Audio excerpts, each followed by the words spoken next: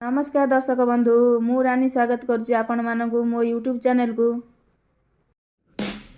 आज आम प्रस्तुत करवा अंडार गोटे नुआ आइटम। से मु 5टा अंडा आ पियाज आ कंचा लंका नहीं देखु एवं मु गोटे जगार अंडा को मटाई देछि आ पियाज कंचा लंका से पकई देछि।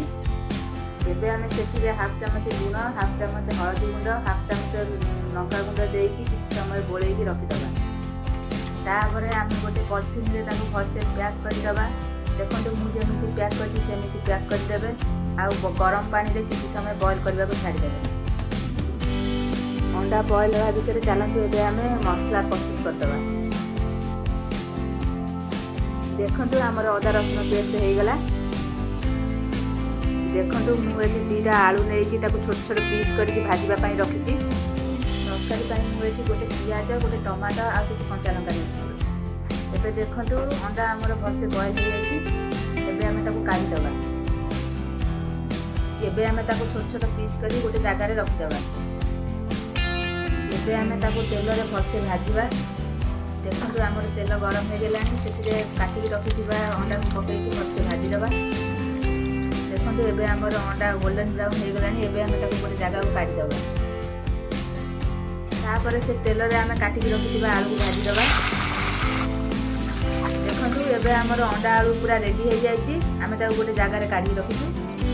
चलतु एबे आम मसला प्रस्तुत करवा। देखो तेल आमर गरम हो जाइए। एबे आम से गोटा मसला पकईदबा।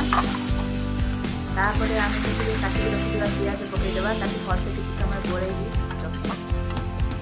देखो आमर पियाज गोल्डन ब्राउन हो गलानी। आम से अदा रसुन पेस्ट करके भलसे कषा। मसला आमर अधा ही आसलानी। एबे आम से गुंड मसला ऐड करवा। मसला को एबे आम आउ कुछ समय भलसे कषा।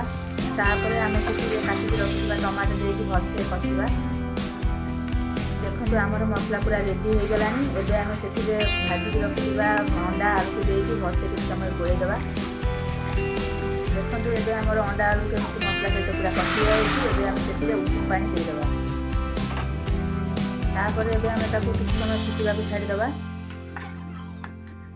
देखो तरकारी आमर पूरा रेडी हो जाइए। एबे आम से गोटे चामच गरम मसला देकी गैस को ऑफ करदबा। देखो एबे आमर तरकारी पूरा रेडी हो जाइए। जदि आपण माने वीडियो भल लगे ताहले लाइक शेयर कमेंट निश्चय कर। आ जदि चैनल नुआ थे ताहले सब्सक्राइब करने को जमा भूलिएनि। रही नमस्कार। पुणी देखा नेक्स्ट वीडियो रे।